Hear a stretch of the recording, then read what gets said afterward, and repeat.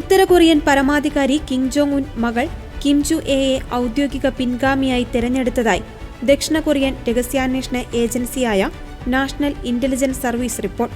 13 വയസ്സ് മാത്രം പ്രായമുള്ള ജുഎയെ അനന്തരാവകാശി എന്ന നിലയിലേക്ക് ഉയർത്തുന്ന നടപടികൾ ആരംഭിച്ചതായാണ് കണ്ടെത്തൽ. നേരത്തെ ജുഎയെ പരിശീലനം ലഭിക്കുന്ന വ്യക്തി എന്നായിരുന്നു NIS വിശേഷിപ്പിച്ചിരുന്നത്. എന്നാൽ ഇപ്പോൾ പിൻഗാമി നിർണയ ഘട്ടത്തിലേക്ക് കടന്നതായാണ് ദക്ഷിണ കൊറിയൻ നിയമസഭാംഗങ്ങളെ രഹസ്യാന്വേഷണ വിഭാഗം അറിയിച്ചത്. ഈ മാസം അവസാനം നടക്കാനിരിക്കുന്ന ഉത്തര കൊറിയൻ ഭരണകക്ഷിയായ വർക്കേഴ്സ് പാർട്ടിയുടെ കോൺഗ്രസിൽ ജുഎയുടെ സ്ഥാനത്തെക്കുറിച്ച് കൂടുതൽ ഔദ്യോഗിക വിവരങ്ങൾ പുറത്തുവന്നേക്കാം. 5 വർഷത്തിലൊരിക്കൽ നടക്കുന്ന ഈ വലിയ രാഷ്ട്രീയ പരിപാടിയിലാണ് രാജ്യത്തിന്റെ ഭാവി നയങ്ങൾ തീരുമാനിക്കുന്നത്. സൈനിക പരേഡുകൾ, മിസൈൽ പരീക്ഷണങ്ങൾ, ചൈന സന്ദർശനം തുടങ്ങിയ നിർണായക ചടങ്ങുകളിൽ കിം ജോങ് ഉന്നിനൊപ്പം ജുവൈ സ്ഥിരമായി പ്രത്യക്ഷപ്പെടുന്നുണ്ട്.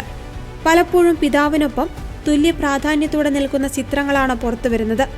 ചില ഔദ്യോഗിക നയങ്ങളിൽ ജുവൈ സ്വന്തം അഭിപ്രായം രേഖപ്പെടുത്തുന്നതായും ദക്ഷിണ കൊറിയൻ ഏജൻസികൾ നിരീക്ഷിക്കുന്നു. ഭരണകൂടത്തിലെ രണ്ടാമത്തെ ഉയർന്ന നേതാവിനെ പോലുള്ള പരിഗണനയാണ് മകൾക്ക് ലഭിക്കുന്നത്. 2013 ഉത്തര കൊറിയ സന്ദർശിച്ച അമേരിക്കൻ ബാസ്കറ്റ്ബോൾ താരം ഡെന്നിസ് റോഡ്മാനാണ് കിമ്മിന് ജുവൈ എന്നൊരു മകളുണ്ടെന്ന വിവരം ലോകത്തെ അറിയിച്ചത്. 2022 ഒരു മിസൈൽ വിക്ഷേപണ ചടങ്ങിൽ പിതാവിന്റെ കൈപിടിച്ച് നടന്നുകൊണ്ടാണ് ജുവൈ ആദ്യമായി ക്യാമറകൾക്ക് മുന്നിലെത്തുന്നത്. സാധാരണ കുട്ടികൾക്ക് അനുവദനീയമല്ലാത്ത നീളമുള്ള മുടിയും വില കൂടിയ ഡിസൈനർ വസ്ത്രങ്ങളും ധരിച്ചാണ് മകൾ പൊതുവേദികളിൽ എത്തുന്നത്.